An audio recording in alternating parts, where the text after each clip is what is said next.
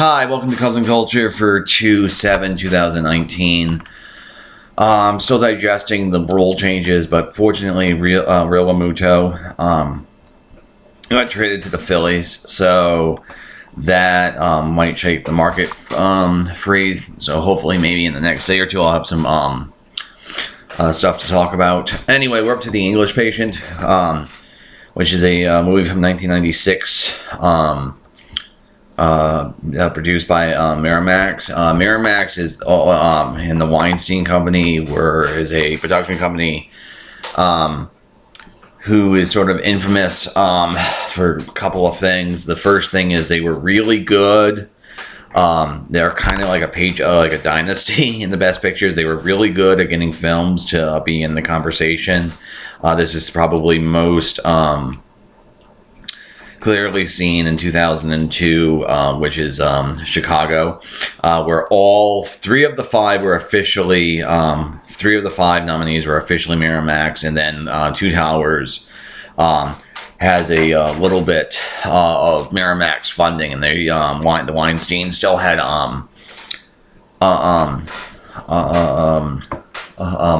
credit on that film. Anyway, so The English Patient is actually something of a very important film in film history, because there's a pretty direct line from it to Lord of the Rings, and Lord of the Rings being as successful as it was, kind of set the stage for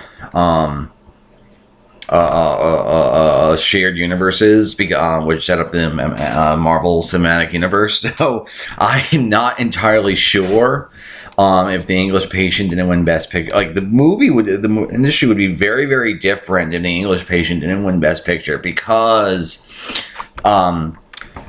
basically The English Patient was such a big commercial and critical success that it allowed the Weinsteins to initially invest money into Lord of the Rings. And then from turning around the Lord of the Rings, set up the shared universe. Now, the reason why The English Patient sort of famous, kind of maybe made them think of the Lord of the Rings, is because Peter Jackson did work with the Weinsteins on what's that movie called? Heavenly Creatures. But Lord of the Rings famously is an unadaptable, unfilmable novel.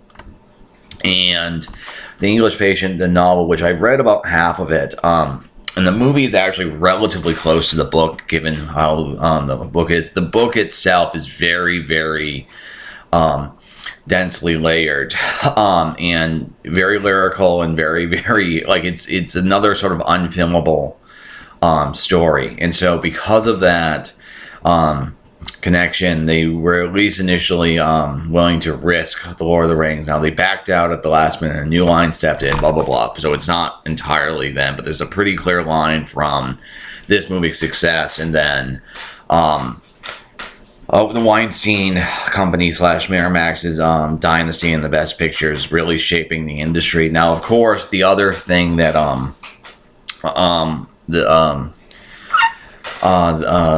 the other thing the Miramax Company is famous for is Harvey Weinstein was a sexual predator and serial sexual harasser, and he's been charged with rape.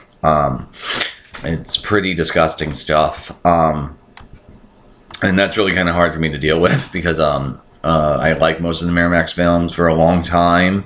For about 10-15 years, if a movie was a Miramax film, I would see it, or a Weinstein, because eventually the Weinsteins moved into the Weinstein Company because of basically budgeting. But in any case, that's really hard to deal with. Fortunately, I think what's his name, Harvey Weinstein's going to get his comeuppance, and it's not. He wasn't all that involved in this one, other than underwriting it. Any case, I'll probably end up talking about that aspect again when I do other Miramax films. Okay, so anyway, The English Patient as a movie itself is very, very good. I really like this story. It won 9 Oscars picture director, cinematography, supporting actress, sound, editing, blah, blah, blah. I'm somewhat heartbroken that it did not win screenplay.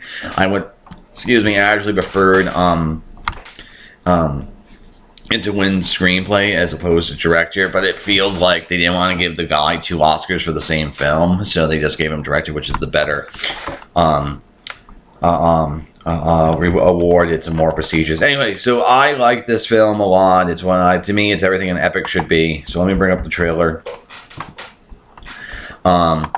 It's a multi-layered, multifaceted story.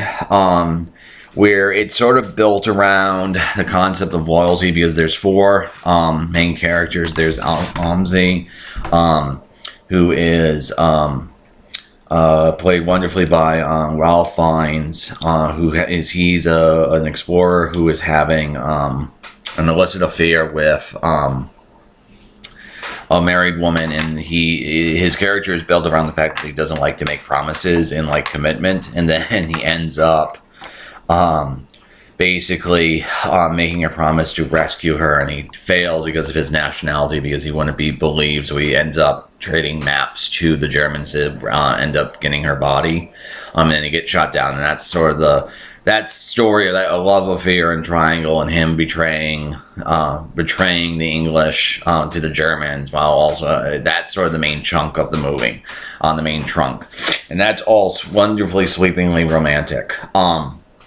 And over the top. Now, because he's shot down, the movie's actually framed in flashbacks, because he's actually dying in a villa, and he's being watched over by this nurse, Hannah, where her story is all how she feels like every time she commits to someone, they die. And then she ends up sort of betraying her oath because she euthanizes him at the end. And then you have Kip's story, who is a Sikh person who undoes a Sikh engineer who clears mines and stuff, and his story is all about him being in danger and sort of the dramatization of the war, because it's set around World War II. And then you also have David Caravaggio, who's played wonderfully by William Dafoe, who's a thief and spy who, because Malzi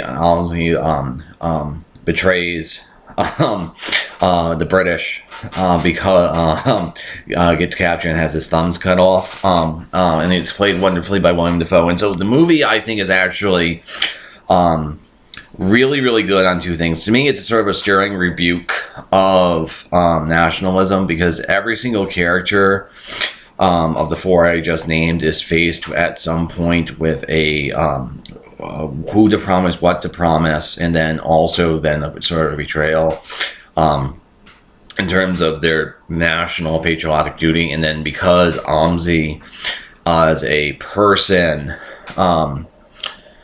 gets like he fails in his central promise to Clifton because of his name and him being Hungarian, it feels like a stunning rebuke. Then with that being said, sort of the romantic relationships built into the movie with like Amzi and Clifton is very, very, very romantic to me. And there's one scene in particular, because Kip and Hannah form a secondary romantic story where she is going to a church that's somewhat bombed out, but she's shown to it at night, that it feels very, very romantic to me. And I guess I do want to show one scene because it's sort of shown because again, I think the movie is built around the notion of what you should be loyal to, who you should tell your sacred honor to. And Amzi, who is Ralph Fiennes, the main character, he's very reluctant. And so when he promises at the end, I'll come back for you because the character has been injured, it's so significant because he resists making promises because promises must be kept. And so this scene's a little bit disturbing. This is going to be David Caravaggio, who's played wonderfully by William Dafoe. This is the moment where he sort of betrays because he's going to have, like, he's allowed to be loyal to his own body, as opposed to having been cut, because he's a Canadian spy and he's going to be captured by the Germans, and eventually they're trying to get him to be a turncoat and give names, and they're going to eventually threaten to cut his thumbs off. And there's even a great beat in this scene about what about the dimensions from the Germans, and the commander's going to end up betraying it. And so the movie ends up being really multiple, really resonant to me, because there's political and personal issues, and it's such a dense, layered story that it's really, the more you think about it, the more you see in the story.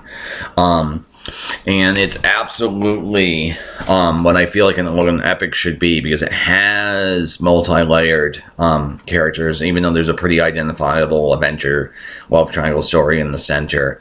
And then also sort of visually, this movie has such a grand sense of visual styling.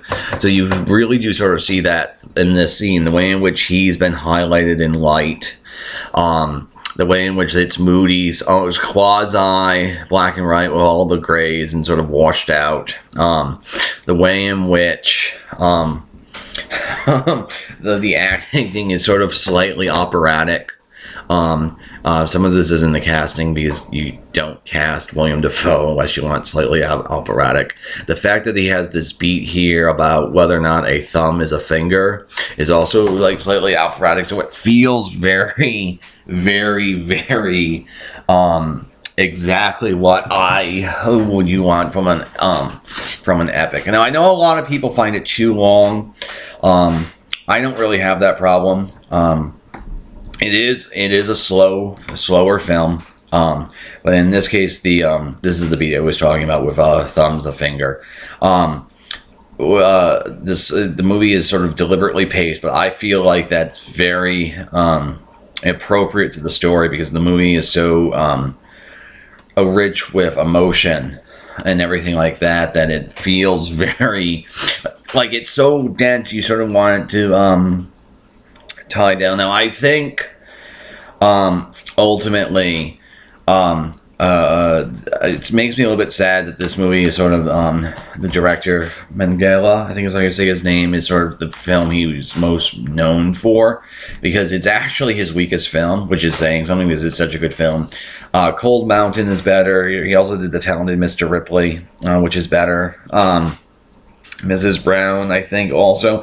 I have never seen a film by him that I didn't like, and it's surprising to me. I mean, it's somewhat like Pulp Fiction, because this is one of his earliest films, and he had a great success. And so it really makes me kind of sad that this movie was what he's probably going to be known for, because it won 9 Oscars, because I think, like, Cold Mountain's much better and much more resonant. With that being said, this is a very worthwhile winner. And I kind of like that this is the movie that sort of put Miramax on the map, because it's sort of very quintessentially Miramax. Literary, densely layered and everything like that. Anyway, so that's going to be it for Cubs and Culture. I feel like I'm just sort of droning on here, so I'll see you guys in a sec.